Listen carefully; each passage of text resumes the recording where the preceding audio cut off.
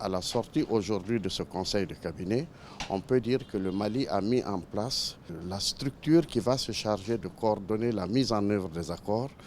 Donc cette structure va préparer activement la prochaine réunion du comité international de suivi de la mise en œuvre. Donc nous aurons deux instances. L'instance qui est internationale, qui se charge du suivi de la mise en œuvre des accords.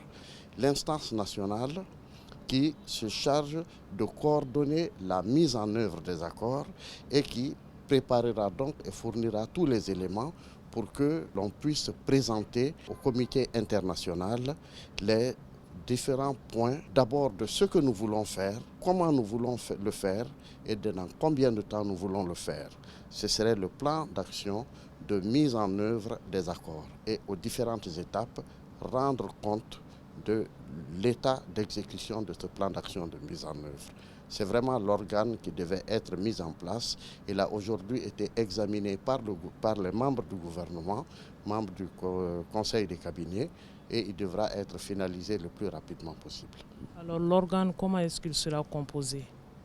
Il sera essentiellement composé pour le comité permanent de membres du gouvernement, présidé par le Premier ministre, animé par un secrétariat permanent et élargi à tout un comité consultatif qui va être composé de la société civile malienne, dans toutes ses composantes et dans toute sa diversité.